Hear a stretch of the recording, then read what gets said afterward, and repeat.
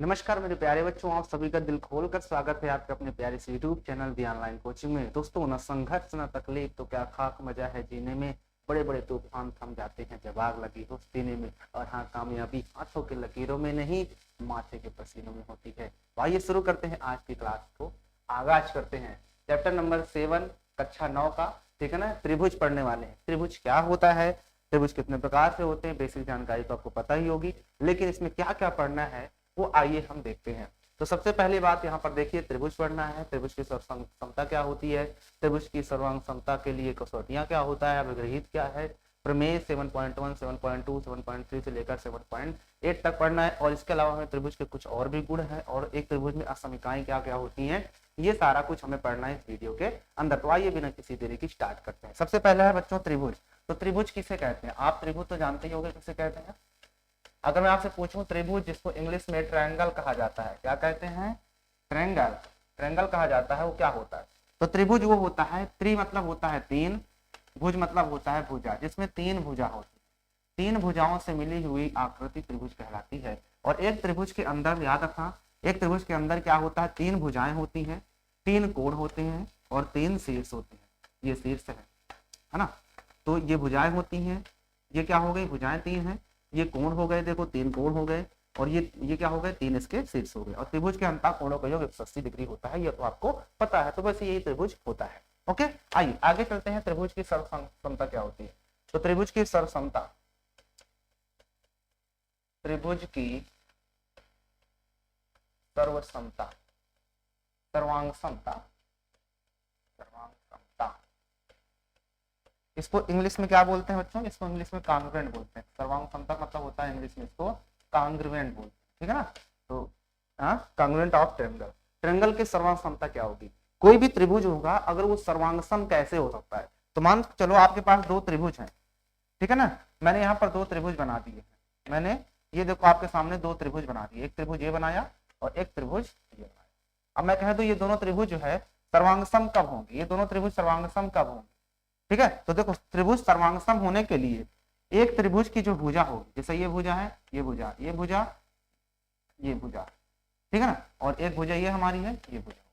यानी कि कोई भी त्रिभुज जो होगा वो सर्वांगसम तभी हो सकता है कि जब एक त्रिभुज की उसकी भुजाएं और कोण उसी के संगत दूसरे त्रिभुज की भुजाओं और कोण के बराबर होगा, तो वो त्रिभुज सर्वांगसम होता है। मतलब कि अगर इस त्रिभुज का ये वाली साइड इस साइड के बराबर है, ये वाली साइड इस साइड के बराबर दिखा दी जाए, और इनके बीच का कोई कोण वगैरह बराबर दिखा दिया जाए, तो वो त्रिभुज हमेशा सर्वांगसम होते हैं। तो मानो चलो इस त्रिभुज में ये वाला 5 सेंटीमीटर है, ये भी 5 सेंटीमीटर है, इसको हम 4 सेंटीमीटर मान लेते हैं, तो ये भी 4 सेंटीमीटर है। ये मान लेता हूँ कि 30 डिग्री एंगल है, ये भी 30 डिग्री एंगल है। तो अब देखो ये दो भुजाएं एकदम बराबर, उनके बीच का कोण बराबर आ रहा है, तो ये त्रिभुज जो होते हैं सर्वांगसम होंगे। तो सर्वांगसम होने के लिए एक त्रिभुज की जो भुजा है, अगर इसमें ये वाली भुजा है तो इसमें भी कोई ऐसी भुजा जो 5 सेंटीमीटर होनी चाहिए। तो एक त्रिभुज की भुजाएं और एक त्रिभुज का कोई भी भुजा और कोई भी कोण, कुछ भी भुजा कोई भी कोण हो सकता है, दूसरे त्रिभुज के किसी भी भुजा कोण के बराबर होता है, तो सर्वांगसम होता है। सर्वांगसम का मतलब एकदम बराबर दिखना। अगर पूछो कि सर्वांगसमता का मतलब क्या होता है, सर्वांगसमता का मतलब ये होता है कि एकदम समान आकृति का। अगर मैं बिल्कुल से जैसा दिखता हूँ वैसा ही मेरे समान कोई दूसरा व्यक्ति दिखाई देगा, तो वो मेरे सर्वांगसम है, और उसकी हाइट वगैरह सब कुछ मेरे जैसा ही होना चाहिए, वो होगा सर्वांगसम। ठीक है।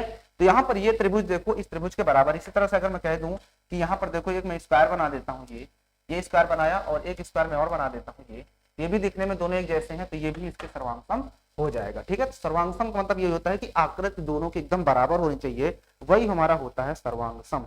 तो मुझे उम्मीद है कि आप सर्वांगसम समझ गए होंगे कि वो जो सर्वांगसम होंगे त्रिभुज बिल्कुल से सेम होंगे, पांच पांच उनके सारे एंगल सारे कोण सब बराबर होंगे, तभी वो हमारा सर्वांगसम होगा। ठीक है। जैसे इस त्रिभुज को देखो, तो इसके एंगल जो होते हैं इस एंगल के बराबर हो जाएंगे आपस में।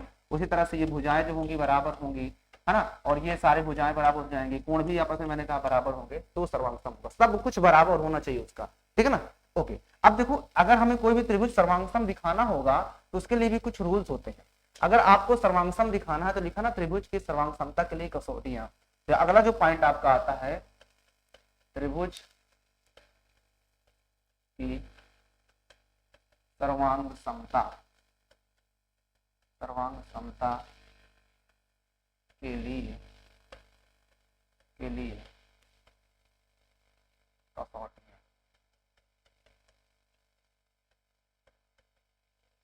ठीक है ना। यहाँ पर आपको मैंने लिख दिया और यहाँ पर ये त्रिभुज बना दिया। इस त्रिभुज की कसौटियां क्या हो सकती हैं, कोई भी त्रिभुज अगर है तो उस त्रिभुज की कसौटियां क्या हो सकती हैं वो सीखना है। इससे पहले हमने सीखा सर्वांग समता का मतलब क्या होगा कि एक त्रिभुज है उसका आकृति और आकार बिल्कुल से सेम होना दूसरे की तरह, वो हमारा होता है त्रिभुज सर्वांग सम। अब दूसरा है त्रिभुज की सर्वांग समता के लिए अगर कोई भी दो त्रिभुज आपके पास हैं, कोई भी दो त्रिभुज, मान चलो एक त्रिभुज ये मैंने बना दिया और एक त्रिभुज में और कोई बना देता हूं, तो ये त्रिभुज इसके सर्वांगसम तभी होगा जब इसकी कोई भी भुजा और कोई भी कोण, यानी कि इसकी परिभाषा सीधा सीधा कहोगे कि एक त्रिभुज की, यदि एक त्रिभुज की भुजा और कोण किसी दूसरे त्रिभुज के संगत भुजा और कोण के बराबर होता है तो वो त्रिभुज सर्वांगसम होती है। अब देखो सर्वांगसम होने के लिए मान के चलो अगर मैं कह देता हूं ये 4 सेंटीमीटर है, ये 5 सेंटीमीटर है और ये एंगल मैं कह देता हूं कि 40 डिग्री है, दूसरी तरह से इसमें कह दो ये 4 सेंटीमीटर है, ये 5 सेंटीमीटर है और ये एंगल मैं कह देता हूं 40 डिग्री। तो आपने देखा कि इसमें इस भुजा का जो एस है एक साइड, उसके बीच का एक एंगल ये है और फिर ये साइड, इस त्रिभुज का भी देखो साइड फिर एंगल है बीच का, ये साइड है, यानी दो साइड्स उनके बीच का एंगल, यहाँ पर भी दो साइड उनके बीच का एंगल, ये दोनों यस से दोनों क्या हो गए सर्वांगसम हो गए, तो ये त्रिभुज सर्वांगसम हो गए। तो सर्वांगसम होने के बाद याद रखना कि अगर कोई भी त्रिभुज सर्वांगसम हो गया तो उसके बाद के जो उसके पार्ट्स बचते हैं वो भी आपस में बराबर हो जाते हैं। इसका मतलब कि इस त्रिभुज में अब ये वाली साइड इस साइड के बराबर हो जाएगी, ये वाली साइड इस साइड के बराबर हो थी ही, यानी ये एंगल भी अब इस एंगल के बराबर हो जाएगा, ये एंगल भी इस एंगल के बराबर हो जाएगा। बात समझ में आई कि नहीं। तो अगर कोई भी त्रिभुज हमने सर्वांगसम दिखा दिया, सर्वांगसम का साइन क्या होता है वो भी जान लो, इसको हटा देते हैं। सर्वांगसम का साइन देखो, सर्वांगसम का साइन जो होता है वो ये होता है, इस तरह से बनता है सर्वांगसम का साइन, राइट। ये सर्वांगसम का साइन होता है, आपको याद रखना है। अगर कोई भी त्रिभुज हमने सर्वांगसम दिखा दिया तो उसके बाद जो उसके पार्ट्स बचते हैं वो भी आपस में बराबर हो जाते हैं। मानो चलो मैंने यहाँ पर एक त्रिभुज बनाया, एक त्रिभुज ये बनाया, इसमें मैंने कह दिया ये 4 थी सेंटीमीटर, ये 5 था, ये 30 डिग्री था और इसमें भी ये 4 था, ये 5 था और ये 30 डिग्री था। तो ये ABC है, मान लो ये ABC था और ये PQR था, ये क्या था PQR था। मैंने कह दिया कि ABC जो है मैंने सर्वांगसम दिखा दिया, ABC जो है मैंने सर्वांगसम दिखा दिया किसके PQR के। क्यों कैसे, क्योंकि इस साइड का जो साइड था एक, उसके बीच का ये एंगल था और फिर एक साइड, यानी दो साइड के बीच का एक एंगल, उस साइड एंगल साइड से क्या होगा कांग्रुएंट होगा। तो कांग्रुएंट होने के बाद अगर दो त्रिभुज कांग्रुएंट हो गए तो उसके बाद की कुछ चीजें मिल जाती हैं। क्यों ऐसा, क्योंकि देखो ना AB जो है वो PQ के बराबर थी, फिर उसके बीच का एंगल B जो था वो एंगल Q के बराबर था दूसरे त्रिभुज में, फिर इस त्रिभुज का जो BC था वो दूसरे त्रिभुज के QR के बराबर था। तो देखो साइड एंगल साइड से बराबर हो गए। इतना होने के बाद उसके बाकी के पार्ट्स भी बराबर हो जाते हैं, यानी कि आप यहाँ देखो जो AB है वो किसके बराबर हो गया, यहाँ से उठा लो PQ, ठीक है ना। फिर यहाँ से देखो ये BC उठा लो इधर से, तो ये BC जो होगा इधर के QR के बराबर होता है। जब भी त्रिभुज सर्वांगसम होते हैं तो 6 चीजें बराबर होती हैं, याद रखना। उसके बाद AC को उठा लो इधर से, तो AC जो साइड हो जाएगी वो इधर के PR के बराबर हो जाएगी। अब देखो एंगल की बात करते हैं तो एंगल A जो होगा वो एंगल इधर P के बराबर, फिर एंगल जो इधर का B होगा वो एंगल Q के बराबर और एंगल जो आपका C होगा वो एंगल R के बराबर हो जाता है। सेम उसी तरह से अब इस चीज को आप देख लो, इस तरह से ये वाला एंगल इस एंगल के बराबर हो जाएगा, ये एंगल इस एंगल के। इसको बोलते क्या है, तो इसको बच्चों बोलते हैं अगर कोई दो त्रिभुज बराबर हो गए उसके बाद की चीजें आपस में बराबर हो जाती हैं तो ये ऐसा क्यों होता है, बिकॉज CPCT रूल के थ्रू, CPCT रूल के थ्रू। CPCT का फुल फॉर्म होता है बच्चों congruent part of congruent triangle, ठीक है ना।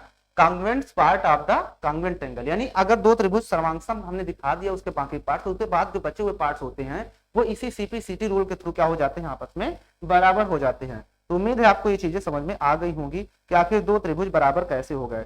तो congruent part of the congruent angles equal हो जाता है CPCT रूल से। तो मैंने यहाँ पर दो त्रिभुज कांग्रुएंट दिखाया, तो कांग्रुएंट दिखाने के बाद ये A बराबर P भी हो जाएगा, क्यों, क्योंकि CPCT रूल से। ये C एंगल R के बराबर हो रहेगा, क्यों, क्योंकि बिकॉज CPCT रूल। तो आपको इतना लिख देना है बस हो गया, आपको ये लिखने की जरूरत नहीं है, ठीक है। ओके, आते हैं आगे, चलते हैं, आइए आगे बढ़ते हैं और आगे सीखते हैं। अब आता है अगला अभिगृहित। अब ये अभिगृहित क्या होता है इसको भी जान लेते हैं जरा। अभिगृहित क्या होता है, अभिगृहित।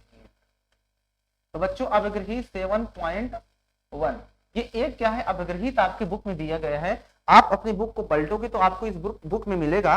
और ये अभिगृहित कहती क्या है इसको भी जरा देख लेते हैं।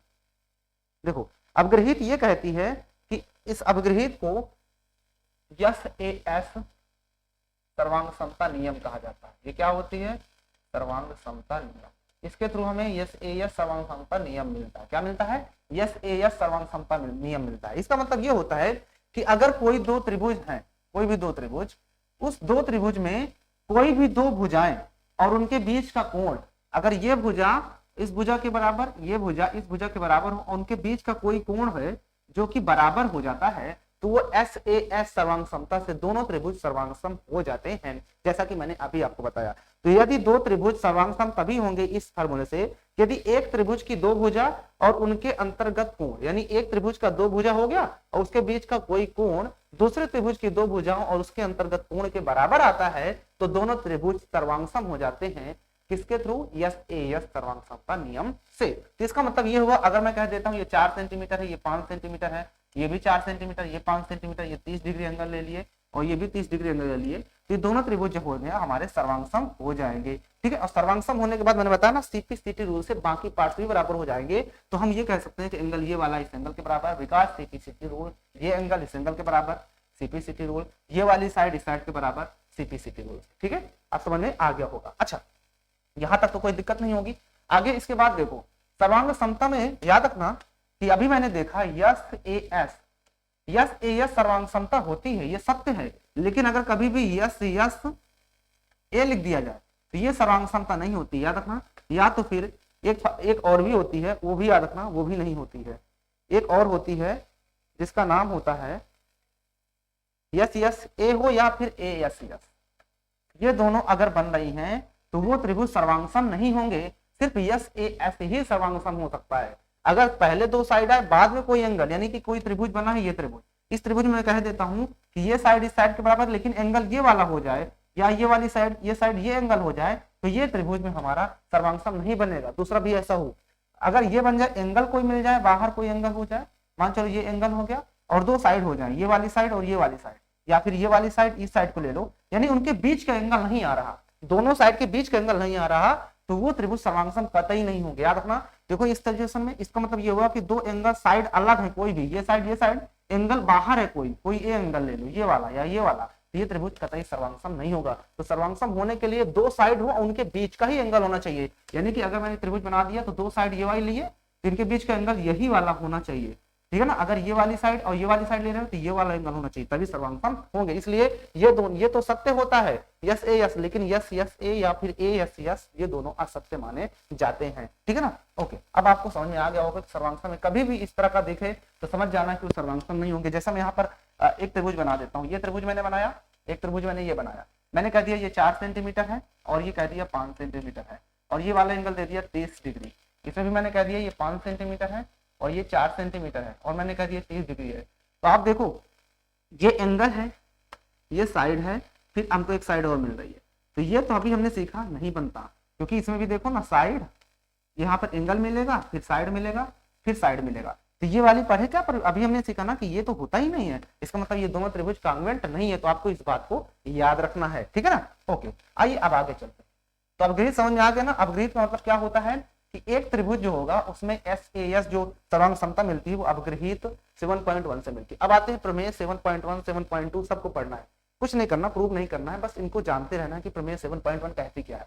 तो देखो प्रमेय पहले हम देखते हैं, प्रमेय 7.1 क्या कहती है। प्रमेय 7.1 से देखो क्या मिलता है। तो देखो प्रमेय 7.1 जो होती है इसके थ्रू हमें ASA सर्वांग समता नियम मिलता है। क्या मिलता है? ASA सर्वांग क्षमता नियम मिलेगा। किसके थ्रू? इसके थ्रू। इसका मतलब ये होता है कि अगर हमारे पास कोई दो त्रिभुज दे दिए जाए, दो त्रिभुज में किसी एक त्रिभुज के दो कोण, कोई भी दो कोण, मान लो ये वाला कोण और एक कोण ये, और उनके बीच की साइड, ये बीच वाली साइड होनी चाहिए, बाहर वाली साइड नहीं होनी चाहिए। देखो SAS का मतलब ये होता है कि दो साइड हो, उनके दो एंगल हो, उनके बीच की साइड, तो ये दोनों एंगल और इसके बीच की ये वाली साइड, दूसरे त्रिभुज की वही दोनों एंगल और उनके बीच की साइड अगर बराबर आती है तो वो त्रिभुज सर्वांगसम होते हैं। अब ये दो एंगल हो, बाहर वाली साइड हो जाएगी तो वो नहीं बनेगा। याद रखना कि दो साइड और उनके बीच वाली ही साइड होनी चाहिए। अगर मान लो ये वाला त्रिभुज है, इसमें ये 4 सेंटीमीटर कह दिया, ये 5 सेंटीमीटर कह दिया, सॉरी 5, इसको रहने दो, हटाते हैं इसको। देखो यहाँ से फिर से बताते हैं। यहाँ पर हमारे पास मान चलो कि ये त्रिभुज हो गया, एक ये ठीक है। अब मैंने कह दिया ये वाला जो एंगल है, ये वाला एंगल, ये 40 डिग्री दिया गया है और ये 30 डिग्री दिया गया है, और ये वाली साइड मैंने दे दिया 5 सेंटीमीटर। इसमें मैंने कह दिया कि ये 40 डिग्री दिया गया है और ये 30 डिग्री दिया गया है और मैंने इसको दे दिया 5 सेंटीमीटर। तो आप ध्यान से देखो, ये फिगर जो है पलट दिया गया है। तो देखो दो साइड है 40 डिग्री, यहाँ पर भी और यहाँ पर भी 40 डिग्री मिल रहा है और उनके बीच की ही एक साइड मिल रही है। तो यहाँ पर भी देखो दो एंगल है और उनके बीच की ही साइड है। तो इस त्रिभुज, ये त्रिभुज दोनों सर्वांगसम हो जाएंगे। कैसे भी हो सकता है, त्रिभुज को थोड़ा सा घुमा दिया गया है, इस त्रिभुज को मैं थोड़ा सा ऐसे पकड़ घुमा दूंगा तो ऐसे ही बन जाएगा। तो देखो दो साइड और उनके बीच का ही एंगल होना चाहिए। अगर मैं ये वाली दो साइड, दो एंगल ले रहा हूँ तो इनके बीच की साइड ये वाली होनी चाहिए। तो दो साइड उनके बीच का ही एंगल दूसरे त्रिभुज के दो साइड्स और उनके बीच का एंगल बराबर होना चाहिए। मतलब कि दो एंगल उनके बीच की साइड और दूसरे त्रिभुज के भी दो एंगल और उनके बीच की साइड अगर बराबर आ रहे तो वो त्रिभुज ए से सर्वांगसम होंगे। ए का फुल फॉर्म आपको पता होना चाहिए। ए से होता है एंगल, ठीक है ना, और एस से होता है साइड, और फिर से ए आया ए से, फिर से एंगल। इंग्लिश में अगर इसको बोलोगे हिंदी में तो कोण, भुजा, कोण, कोण भुजा कोण से दोनों त्रिभुज सर्वांगसम हो जाएंगे। तो इस बात को भी आपको याद रखना है। आइए चलते हैं आगे। अगली प्रमेय क्या कहती है, इसको भी जरा देख लेते हैं। अगली प्रमेय देखते हैं 7.2। प्रमेय 7.2 देखते हैं क्या कहती है। प्रमेय 7.2, देखो प्रमेय 7.2 क्या कहती है। अच्छा, इससे पहले एक प्रमेय और भी होती है, उसको भी जान लो। AAS, एक प्रमेय AAS, ये भी होती है। क्या होती है, AAS। इसको भी जरा देख लेते हैं। AAS। अच्छा, इससे पहले मैंने आपको बताया कि AS जो होती है ये तो होती है, लेकिन ASA ये होती है, ASA ये भी होती है। लेकिन एक मैंने अभी बताया कि आपको ASA यानी उसके बाहर का एंगल, या तो फिर AS यानी ये तो होती है। तो अभी बताने वाला हूँ।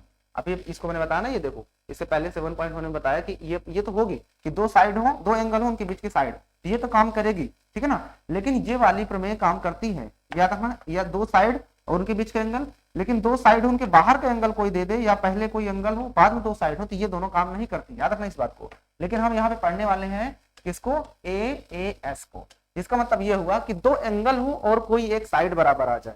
किसी त्रिभुज के क्या हो, कोई त्रिभुज के दो कोण और उसके अंतर्गत कोई एक भुजा आ जाए, तो वो त्रिभुज जो होती है वो सर्वांगसम होते हैं। किसके थ्रू, ये होती है आपकी AS सर्वांग समता, और ये मिलता है आपको 7.2 से। तो 7.2 जो प्रमेय है वो AAS सर्वांग समता इसी से मिलता है। अभी देखो कहती क्या है कि अगर कोई त्रिभुज है, उसका दो कोण, उसके अंतर्गत कोई एक भुजा हो, अगर ये ऐसा है तो वो त्रिभुज भी हमारे सर्वांगसम होते हैं। क्या होते हैं, तो वो त्रिभुज सर्वांगसम होते हैं। तो इसको भी सर्वांगसम माना जाएगा। कि मान चलो कि एक हमारे पास ट्रायंगल हमने बना दिया ये, ठीक है, और एक त्रिभुज हमने ये बना दिया। अब थोड़ा सा अच्छे से बना देता हूँ, थोड़ा सा अच्छे बना देते हैं। ये मैंने एक त्रिभुज बना लिया और एक त्रिभुज ये बना दिया। AAS का मतलब ये हुआ कि कोई भी दो एंगल हो और एक साइड कोई हो जाए, कोई इसमें कोई साइड दो एंगल हो और एक साइड हो जाए, तो वो त्रिभुज भी AAS से क्या होंगे, सर्वांगसम होंगे, ठीक है ना। AAS से क्या हो जाएंगे, दोनों त्रिभुज सर्वांगसम हो जाएंगे। बात समझ में आई। तो ये भी आपको याद रखना है कि अगर AAS है तो वो भी सर्वांगसम होते हैं। बात समझ में आई कि नहीं समझ में आई, बताओ। तो AAS भी आपको समझ में आ गया कि अगर कभी भी दो एंगल हो और एक साइड बराबर हो तो वो भी सर्वांगसम होंगे। वो प्रमेय 7.2 कहती है, ठीक है ना। आगे आते हैं प्रमेय 7.3 क्या कहती है। आइए प्रमेय 7.3 भी देखते हैं। प्रमेय 7.3, देखो प्रमेय 7.3 क्या कहती है। देखो प्रमेय 7.3 को देखते हैं। अच्छा, इससे पहले एक नोट भी आपको याद रखना है। नोट ये है कि कभी भी हमने जितना भी पढ़ा तो उसमें या तो यस हुआ, या तो AA अभी हमने सीखा, या तो फिर ASA भी हमने सीखा, या तो फिर आपका तीनों S हो सकते हैं, तीनों यस हो सकते हैं। लेकिन याद रखना कि एक यस तो कम से कम आना ही चाहिए, मतलब एक भुजा होनी ही चाहिए। यानी कभी भी ये A ये कभी सर्वांगसमता नहीं बताता है, ठीक है ना। ये समरूप बताएगा, आगे पढ़ोगे तो मिलेगा, ठीक है ना। तो ये फिलहाल सर्वांगसमता नहीं बताता। तो कभी भी त्रिभुज को सर्वांगसम दिखाने के लिए अगर आपके पास दो त्रिभुज हैं, उनको आप सर्वांगसम दिखाना चाहते हो तो आपके पास एक भुजा अवश्य होनी चाहिए। देखो जितने भी मैंने बताया यहाँ पर लिखे सारे में कम से कम एक भुजा आ रही है, तो ये यस सर्वांगसम दिखा सकते हो। ए एस से भी सर्वांग सम हो सकता है, ए एस ए मतलब कि दो एंगल हो उनके बीच की साइड हो तब भी सर्वांग सम हो जाएगा, तीनों साइड से भुजा भुजा भुजा हो तब भी सर्वांग सम होते हैं। ठीक है, तो इस बात को आपको याद रखना है। आइए अब चलते हैं 7.3 क्या कहती है। तो देखो 7.3 कहती है 7.3 7.2 बता दिया क्या मैंने आपको? नहीं 7.2 नहीं बताया था। अच्छा, जो अभी मैंने पीछे बताया था, पीछे जो बताया था ए एस ए बताया था ना, ये तो ए एस भी है आपके पास, तो ये भी, ये दोनों सही होती हैं, तो ये दोनों तुम्हारी 7.1 में ही आएगा। ये जो होगी वो बच्चों 7.2 बताने वाला। ये क्या है 7.2, क्या होगी ये 7.2। ये 7.2 क्या कहती है, समद्विबाही त्रिभुज। ये क्या होते हैं, फिर समद्विबाही त्रिभुज में इसका काम होता है। तो समद्विबाही त्रिभुज में देख लेते हैं जरा क्या कहता है, आइए इसको भी देखते हैं। इसका मतलब ये हुआ कि अगर कोई त्रिभुज है, ये कहती है कि एक समबाहु त्रिभुज की बराबर भुजाओं के सम्मुख कोण बराबर होते हैं। इसमें ये होता है कि अगर कोई त्रिभुज आपके पास दिया गया है, कोई त्रिभुज है, कोई समद्विबाहु त्रिभुज है। समद्विबाहु त्रिभुज मतलब कि दो साइड बराबर होना है ना। तो अगर कोई समद्विबाहु त्रिभुज की दो भुजाएं बराबर हैं तो उनके सम्मुख कोण भी आपस में बराबर होते हैं। कहने मतलब अगर ये ए है, ये बी है, ये सी है, तो अगर मैं कह दिया इसमें कि जो ए बी थी वो बी सी के बराबर है, क्योंकि समद्विबाहु त्रिभुज तो आप जानते हो ना, तो उनके सामने के एंगल आपस में बराबर होते हैं। ए बी के सामने का एंगल सी, तो एंगल सी जो होगा एंगल बी के बराबर होगा। ये कैसे कि कभी भी कोई त्रिभुज होगा उसके अगर सम्मुख मतलब दो भुजाएं बराबर है, सम्मुख भुजाएं बराबर हैं, तो उनके सम्मुख भुजाओं के सम्मुख कोण क्या होंगे, बराबर होते हैं। तो देखो दो भुजाएं बराबर, इनके सम्मुख भुजाएं कोण भी बराबर हो जाएंगे। इसी का उल्टा अगर सम्मुख कोण बराबर है, ये अगर बराबर दिया होता तो इनके सामने की भुजाएं भी आपस में बराबर हो जाती। तो आपको ये भी याद रखना है, ठीक है ना, ये भी आपको याद रखना है। आइए आगे चलते हैं। अब आगे देखो 7.3। तो आपके पास जो 7.3 है बच्चों, उसमें यही कहा गया है। 7.3 में ये कहा गया है कि अगर आपके पास कोई त्रिभुज है, ठीक है, कोई भी त्रिभुज एबीसी मान लेते हैं, एबीसी त्रिभुज है, एबीसी त्रिभुज में अगर कोई दो कोण बराबर है, कोई भी दो कोण बराबर है, तो उनके सम्मुख भुजाएं बराबर होती है। अभी हमने पीछे पढ़ा 7.2 में कि अगर कोई त्रिभुज है उसके सम्मुख भुजाएं बराबर है तो सम्मुख कोण भी बराबर होंगे, और यहाँ पर कह दिया सम्मुख कोण बराबर है, सम्मुख भुजाएं बराबर होंगे। इसके उल्टा है, 7.2 का उल्टा है ये। यानी इस क्वेश्चन में कह दिया कि एंगल जो बी है वो एंगल सी के बराबर है। तो एंगल बी के सामने भुजा क्या है, एसी, तो एसी किसके बराबर हो जाएगी, सी के सामने भुजा क्या है, एबी के बराबर हो जाएगा। ठीक है ना, तो ये भी होगा क्योंकि उल्टा भी बराबर हो जाएगा। इससे पहले हमने ये सीखा था कि ये दिया था तो ये होगा, अगर अब ये दिया है तो ये होगा। ठीक है ना, तो अगर भुजाएं बराबर तो कोण बराबर, कोण बराबर तो भुजाएं बराबर। आइए प्रमेय अगली चलते हैं। अगली प्रमेय क्या कहती है, अगली प्रमेय चलते हैं, प्रमेय 7.4। अब देखो प्रमेय 7.4 क्या कहती है, बस आपको जान लेना है, बस हो गया, इतना इंपॉर्टेंट है, बस कितना आसान है आप ये देखो। इसके थ्रू आपको yes yes yes yes yes yes सर्वांग समता मिलती है। यस के थ्रू आपको यस यस यस सर्वांग समता नियम मिलता है। बहुत आसान है। इसका मतलब ये हुआ बच्चों कि अगर आपके पास कोई दो त्रिभुज दिए हों, कोई भी आपके पास दो त्रिभुज दिए हों, कुछ भी ऐसे मान लो एक त्रिभुज और एक त्रिभुज और दिया हो, ये अगर दो त्रिभुज हैं उनके यस यस का मतलब भुजा भुजा भुजा, यानी तीनों भुजा, यानी एक त्रिभुज की तीनों भुजाएं दूसरे त्रिभुज के तीनों भुजाओं के बराबर आती हैं तो वो सर्वांगसम हो जाएंगे यस यस यस, यानी भुजा भुजा भुजा सर्वांग समता नियम से। अगर मान लो मैं कह दिया ये 4 सेंटीमीटर है, ठीक है, और ये वाली मैं कह देता हूँ कि 3 सेंटीमीटर है, और इसको मैंने कह दिया ये 2 सेंटीमीटर है, इसमें मैंने कह दिया कि ये वाली 4 सेंटीमीटर है, ये 2 सेंटीमीटर है, और ये 3 सेंटीमीटर है। ये मैंने दे दिया, ये पी क्यू आर था, और ये ए बी सी, ये क्या है ए बी सी। तो आप ध्यान से देखो इस त्रिभुज में, तो पहले त्रिभुज की जो ए बी साइड है, ए बी साइड वो दूसरे त्रिभुज के पी क्यू के बराबर आ रही है। इसकी देखो बी सी साइड जो है वो दूसरे त्रिभुज के क्यू आर साइड के बराबर आ रही है, और तीसरा आपके पास जो ए सी साइड है वो दूसरे त्रिभुज के पी आर साइड के बराबर आ रहा है। तो देखो ये तीनों भुजाएं से क्या हो गया, ट्रायंगल जो ए बी सी था वो हमारा कांग्रुएंट हो जाएगा, मतलब कि सर्वांगसम हो जाएगा दूसरा त्रिभुज पी क्यू आर के। ठीक है ना, बी को आज यहाँ पर लिख देना यस यस यस सर्वांग समता नियम, सर्वांग समता नियम से दोनों बराबर हो जाएंगे। अब मैंने अभी भी आपको बताया कि जब दो त्रिभुज सर्वांगसम हो जाते हैं तो उसके बाद के जो पार्ट्स बचते हैं वो सब आपस में बराबर हो जाते हैं। इसलिए हम यहाँ पर यह कह सकते हैं अतः एंगल ए जो होगा, एंगल ए उसी कार्य एंगल पी के बराबर। या आप यहां से छोड़ो, नहीं लिखना चाहते हो तो आप यहां से देखो, यहां से देखो, मैंने बताया ना इससे आपको 6 चीजें मिलेंगी। ए बी बराबर पी क्यू, बी सी बराबर क्यू आर, ए सी लोगे तो इधर पी आर के बराबर हो जाएगा। लेकिन ये सब चीज तो दिया है, तो हम ये कह सकते हैं ना कि एंगल ए जो होगा वो इधर के एंगल पी के बराबर हो जाएगा, एंगल बी जो होगा दूसरा नंबर की इधर एंगल क्यू के बराबर होगा, और एंगल अगर आप सी ले रहे हो तो एंगल आर के बराबर होगा। क्यों? Because C P C P से, ठीक है ना।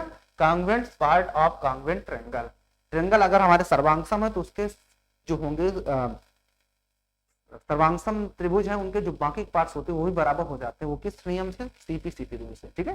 तो अब उम्मीद है आपको ये चीजें सारी चीजें क्लियर हो चुकी होंगी। आइए आगे चलते हैं और आगे देखते हैं क्या दिया हुआ है, आगे भी पढ़ते हैं। अब अगली आती है प्रमेय 7.4। आइए देखते हैं प्रमेय 7.4 क्या मिलता है। प्रमेय 7.4 क्या कहता है उसको भी देख लेते हैं जरा। ये भी बहुत आसान है 7.4 भी। 7.4 बहुत आसान है। देखो 7.4 क्या कहती है। 7.4 RHS सर्वांग समता पढ़ना है। इसमें क्या पढ़ना है? इसमें RHS सर्वांग समता पढ़ना है। थोड़ा सा कलर चेंज कर दें, पीला। देखो RHS सर्वांग समता क्या होती है? RHS सर्वांग समता यह है कि अगर कोई आपके पास दो समकोण त्रिभुज दे दिया जाए और एक त्रिभुज का कर्ण और एक भुजा दूसरे त्रिभुज के एक भुजा और कर्ण के बराबर हो तो दोनों त्रिभुज क्या होंगे? हमारे सर्वांगसम होंगे। मान चलो आपके पास कोई सर्वांगसम त्रिभुज एक आपके पास दे दिया जाए राइट एंगल ट्रायंगल, ये एक राइट एंगल ट्रायंगल होना चाहिए, क्योंकि RHS का मतलब R से होता है राइट एंगल, हैंड H से होता है हाइपोटेनस, S से होता है साइड। और दूसरा त्रिभुज मैं यहाँ पे बना देता हूँ कुछ इस तरह से, दो त्रिभुज बन गए। तो S से आपको याद रखना है RHS का फुल फॉर्म आपको पता होना चाहिए। R से होगा आपका राइट RIGHT, H से होता है हाइपोटेनस, क्या बोलते हैं? हाइपोटेनस NUES, ठीक है। और एक होता है आपके पास साइड, तो S से तो आपको पता ही साइड होता है। हाइपोटेनस को इंग्लिश में और हिंदी में कर्ण बोलते हैं, तो क्या बोलते हैं? कर्ण बोलते हैं। तो ये आपके पास अगर ये कर्ण है और राइट का मतलब कि 90 डिग्री होना चाहिए, तो ये राइट एंगल भी हो गया। और एक कोई साइड, चाहे ये वाली साइड हो जाए चाहे ये वाली साइड, क्योंकि ये भी हमारी साइड है, ये भी हमारी साइड है, ये भी हमारी साइड है, ये भी हमारी साइड है और ये कर्ण है। तो अगर कोई आपके पास राइट हैंड साइड का मतलब ये हुआ, RHS का मतलब राइट हैंड साइड नहीं समझना, अर्थ राइट, S से हाइपोटेनस, S से साइड।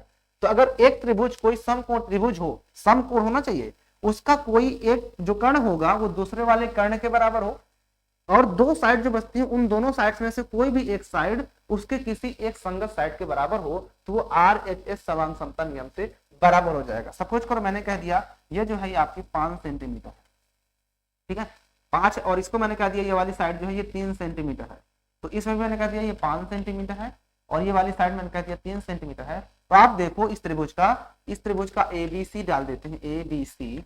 इस त्रिभुज को ले लेते हैं PQR। तो आप ध्यान से देखो इस त्रिभुज का जो AC है, AC वो इस त्रिभुज के PR के बराबर है, और इस त्रिभुज की जो BC है वो इस त्रिभुज के QR के बराबर आपको दिख रही है। और साथ में एंगल जो B है वो एंगल Q के बराबर है, बिकॉज 90 डिग्री है। तो इस त्रिभुज को हम ये कह सकते हैं कि जो त्रिभुज पहला था ABC वो सर्वांगसम हो जाएगा दूसरा त्रिभुज PQR के। क्यों सर्वांगसम हो जाएगा?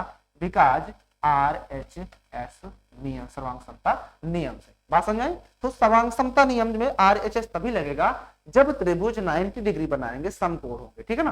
तो बहुत आसान है, जब मैं आपको करवाऊंगा तो वहां पर ये सब कुछ समझ में आ जाएगा। बस आपको ध्यान रखना इस तरह के आपको फिगर इस तरह बना होगा, ये भी इस तरह बना होगा, आपको समझ जाना कि अरे ये तो राइट एंगल दिख रहा है, ये कर्ण है, ये भी कर्ण के बराबर। और ये फिगर में क्या करता है, थोड़ा सा फेरबदल भी कर सकता है।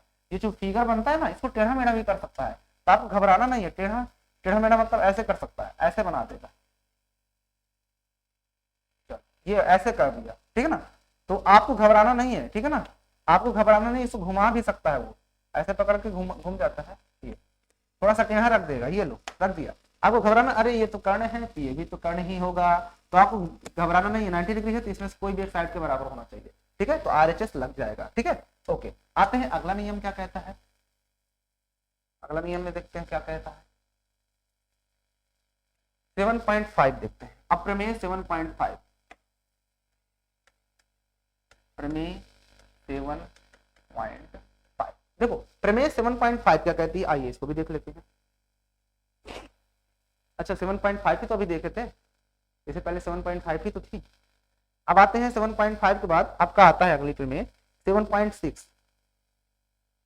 अब 7.6 ये कहती है, 7.6 है बच्चा, ये 7.6 है। ये जो होती है त्रिभुज की असमीकाओं से शुरू होती है। कहने का मतलब ये होगा कि अगर कोई एक त्रिभुज आपके पास इस तरह से दिया जाए, कोई एक त्रिभुज, ये कहती क्या है, यदि एक त्रिभुज की कोई दो भुजाएं असमान हो, कोई भी दो भुजाएं असमान हो तो लंबी भुजा के सामने का सम्मुख कोण बड़ा होता है। यानी आपके पास कोई त्रिभुज है, उसकी दो भुजाएं क्या हो, असमान हो, कोई भी दो भुजाएं असमान, कोई भी दो भुजा असमान होने मतलब कि तीनों असमान हो गई ना। अगर दो भुजा असमान है तो इसका मतलब जाहिर सी बात है एक असमान हो जाएगी। तो यहाँ पर आपके पास कोई त्रिभुज इस तरह से हम बना दिए, कोई भी त्रिभुज ये तो 90 डिग्री बन जा रहा है, तो हटाते हैं दोनों को, हम एक त्रिभुज बना लेते हैं। मान चलो ये ऐसा मैंने कुछ राइट हैंड, देखो ये कैसा त्रिभुज लग रहा है, ऐसा लग रहा है कि एक अधिक कोण बना है, अधिक कोण में देखो ये वाली साइड अलग माप की, ये भी अलग माप की, ये भी अलग माप की, है ना, अलग अलग माप की। तो जो सबसे बड़ी साइड होगी ए बी सी में, मान लो ये ए है, ये बी है, ये सी है, तो इसमें देखो ए सी सबसे बड़ी साइड है ना, ए सी सबसे बड़ी भुजा। तो जो कहता है सबसे बड़ी भुजा होती है उसके सामने का एंगल सबसे बड़ा होगा, तो एंगल बी सबसे बड़ा एंगल है, सबसे बड़ा होगा। आपको याद रखना है कि अगर कोई त्रिभुज है, कोई भी त्रिभुज, उसकी दो असमान भुजाएं हैं, तो उसमें जो सबसे बड़ी भुजा होगी, जो भी सबसे बड़ी भुजा होगी, उसके सामने वाला जो एंगल होगा वो सबसे बड़ा कोण बनेगा। हमेशा याद रखना है इस बात को आपको हमेशा याद रखना है। बताइए कहीं दिक्कत हुआ क्या आपको इस चीज में, कहीं प्रॉब्लम हुआ क्या, नहीं दिक्कत हुआ ना। ओके, अगर मैं आपके पास एक क्वेश्चन और बनाता हूँ इसी तरह से अगर मैंने ऐसे कोई फिगर बना दिया, ये मैंने बना दिया, ठीक है, ये मैं कह दिया ए है, ये बी है, ये सी है। आप ध्यान से देखो कौन सी साइड सबसे बड़ी दिख रही है, ए सी सबसे बड़ी दिख रही है ना, ए सी के सामने का एंगल कौन सा है, ये, तो ये बी सबसे बड़ा होगा। अरे आप राइट एंगल पे भी इस चीज को यूज कर सकते हो बच्चा, अगर आप चाहो तो राइट एंगल पे भी आप इस चीज का यूज कर सकते हो। जैसे मान लो मैंने राइट एंगल बना दिया, तो राइट एंगल में पता है ना ये 90 डिग्री होता है, यही सबसे बड़ी भुजा होगी, सबसे बड़ी भुजा तो यही होती है ना, तो इसके सामने का जो एंगल है यही हमेशा सबसे बड़ा आता है और 90 डिग्री ही होता है, और तीनों का सम 180 होता है, तो ये दोनों 90 से तो कम ही आएंगे ना, है ना। तो जो सबसे बड़ी भुजा होगी उसके सामने का जो एंगल होगा सबसे बड़ा आता है, वही होता है प्रमेय 67.6 यही कहती है। अच्छा, इसके बाद आगे आते हैं 7.7 कि यदि किसी त्रिभुज में बड़े कोण के सम्मुख भुजा सबसे लंबी होती है। ये जो त्रिभुज है अगर मैं इसको 7 कर देता हूँ, यहाँ पे 7.7 देखो क्या कहता है, ये जो होगा उसी को उल्टा है। अगर कोई एक त्रिभुज आपके पास इस तरह से बना हुआ है, अब इस त्रिभुज में अगर कोई एंगल सबसे बड़ा है, कोई असमान त्रिभुज की जो असमान भुजाएं हैं उसमें अगर कोई एंगल सबसे बड़ा है, कोई एंगल सबसे बड़ा है, अगर मैं कह दूं ये सबसे बड़ा एंगल है, तो उसके सामने की जो साइड होगी वही सबसे बड़ी होगी। याद रखना, अगर कोई एंगल किसी त्रिभुज का सबसे बड़ा एंगल जो होगा उसी के सामने की सबसे बड़ी साइड बनेगी। अगर कोई त्रिभुज है उसमें सबसे बड़ी जो साइड होगी उसी के सामने का सबसे बड़ा एंगल बनेगा। अगर कोई त्रिभुज है उसकी दो भुजाएं बराबर हैं तो उनके सामने के कोण भी बराबर होंगे। अगर कोई त्रिभुज है तो उसके सामने के जो एंगल, अगर कोई त्रिभुज है उसके दो सम्मुख कोण बराबर हैं तो उनके सम्मुख भुजाएं बराबर, सम्मुख भुजाएं बराबर तो सम्मुख कोण बराबर, सम्मुख कोण बराबर तो सम्मुख भुजाएं बराबर। और कोई त्रिभुज का सबसे बड़ा कोण है तो उसके सामने की भुजा भी सबसे बड़ी होगी। अगर कोई त्रिभुज का सबसे बड़ी भुजा है तो उसके सामने की जो कोण होगा वही सबसे बड़ा कोण होगा। मैंने सब कुछ बता दिया स्टार्ट कट में, ठीक है ना, बात समझ आई। ओके, तो यहाँ पर आपकी 7.7 भी खत्म हो जाती है। लास्ट में आती है प्रमेय 7.8। तो देखो प्रमेय 7.8 क्या कहती है, आइए इसको भी देख लेते हैं। प्रमेय 7.8 क्या कहती है कि किसी भी त्रिभुज की दो भुजाओं का योग तीसरी भुजा से हमेशा बड़ा आता है। ये कहता है अगर आपके पास कोई त्रिभुज है, कोई भी त्रिभुज, हमको नहीं पता है, कोई भी त्रिभुज हो, मान लो ये ए है, ये बी है, ये सी है, ठीक है ना। अब इस त्रिभुज में कहता है किसी भी त्रिभुज की, प्रमेय 7.8 ये कहती है कि किसी त्रिभुज की दो भुजाओं का योग, यानी ए बी ले लो और बी सी ले लो, तो उसका योग हमेशा बड़ा आएगा जो एक और बचेगी ए सी। कोई भी आप ए बी ले लो, ए सी ले लो, तो वो बड़ा आएगा बी सी से। आप ए सी ले लो और बी सी ले लो तो वो बड़ा आएगा ए सी से। यही कहती है प्रमेय 7.8। और यही त्रिभुज की असमीकरण इसी के अंदर आ गया था ना, एक बताया था ना कि कोई त्रिभुज की असमान भुजाएं हैं तो उसमें जो सबसे बड़ी भुजा होगी उसके सामने का सबसे बड़ा कोण होता है, वो यही होता है त्रिभुज की असमीकरण में, ठीक है ना। तो अब ये नहीं कहना असमीकरण क्या होता है, तो मैंने उसी में बता दिया प्रमेय, ठीक है। तो आपकी यहाँ पर ये एक्सरसाइज क्या हो जाती है, फिनिश हो जाती है। और इसके जो इंपॉर्टेंट थ्योरम थी मैंने सब कुछ बता डाला है, फिर से इसको रिकैप हो जाएगा, आप टेंशन मत लो, ये रिकैप हो जाएगा जितने भी प्रमेय मैंने आपको बताई है, ठीक है ना। तो यहाँ तक कोई दिक्कत हो तो बताओ, कोई दिक्कत बताइए, कोई दिक्कत तो मुझे बताओ। 7.8 क्या कहती है कि किसी भी त्रिभुज के दो भुजाओं का योग हमेशा तीसरी से बड़ा आता है। 7.6 और 7.5 ये दोनों क्या थी, एक दूसरे की उल्टा थी, है ना। क्या थी कि अगर कोई असमान भुजा है, कोई त्रिभुज की असमान भुजा में सबसे बड़ी भुजा जो होगी उसके सामने कोण सबसे बड़ा, ये 7.5। और दूसरा क्या कहता है, कोई त्रिभुज का अगर कोई सबसे बड़ा कोण है तो उसके सामने भुजा सबसे बड़ी होती है, वो 7.6 में हो गया। अब ये 7.4 और 7.3 भी हमने देखा, तो 7.3 और 7.4 में क्या था, 7.3 और 7.4 में क्या था, तो 7.3 ये कहती है किसी त्रिभुज के बराबर कोणों की सम्मुख भुजाएं बराबर होती हैं, यानी कि 7.4, 7.3 और 7.4, 7.3 जो होती थी, कोई त्रिभुज है, कोई त्रिभुज है 7.3, देखो अगर 7.3 में हमने देखा कि कोई त्रिभुज की दो भुजाएं बराबर तो उनके सामने कोण बराबर, और 7.4 क्या था कि कोई दो त्रिभुज की दो कोण बराबर तो उनके सामने की भुजाएं बराबर, यही सब होता है। तो आपको ये पता है और जान लो, आज से एग्जाम में आएगा तो आपको प्रमेय 7.3 7.4 लिखने की जरूरत नहीं है, बस इतना ही, सीधा प्रमेय का नाम प्रमेय लिख दो कि ऐसा क्यों हुआ। मान लो अगर मैं आपके पास एक क्वेश्चन दे दिया इस तरह से, ये आपके पास क्वेश्चन दे दिया, ठीक है, मैंने कह दिया ये 40 डिग्री है और ये 50 डिग्री है, 50 है, हाँ, और मैंने कह दिया ये जो है 30, ये भी 40 डिग्री है, ये भी 40 डिग्री है, तो मुझे बताओ ये वाली साइड कितनी होगी। मान लेता ए है, ये बी है, ये सी है, तो आप कहोगे सर जी एंगल बी जो है वो एंगल सी के बराबर है, तो बी के सामने की जो साइड है ए सी वो बराबर होगी सी के सामने वाली साइड यानी ए बी, है ना। क्यों होगा, तो प्रमेय को लिख डालो यहाँ पर कि यदि किसी त्रिभुज की दो भुजाएं बराबर होती है तो उनके सामने के कोण बराबर होते हैं, या उस त्रिभुज, यदि किसी त्रिभुज के दो सम्मुख कोण बराबर होते हैं तो उनके सामने की सम्मुख भुजाएं बराबर होती है। तो इस तरह लिख दो, बस हो गया। प्रमेय में लिखने जरूरत, प्रमेय 7.3 लिखने चल दो, तो आपको ये लिखने की जरूरत नहीं है। तो आपके बच्चों यहाँ पर क्या होता है, इस चैप्टर का जितना भी इंपॉर्टेंट इंट्रोडक्शन था मैंने क्या कर दिया, खत्म कर दिया। ये क्या हो गया, आपका कंप्लीट हो गया। अब हम क्या करेंगे, इस चैप्टर की एक्सरसाइज। तो वीडियो अच्छी लगी तो लाइक कर देना, चैनल पर नहीं तो सब्सक्राइब कर लेना। मिलते हैं हम फिर नए वीडियो के साथ, तब तक के लिए जय।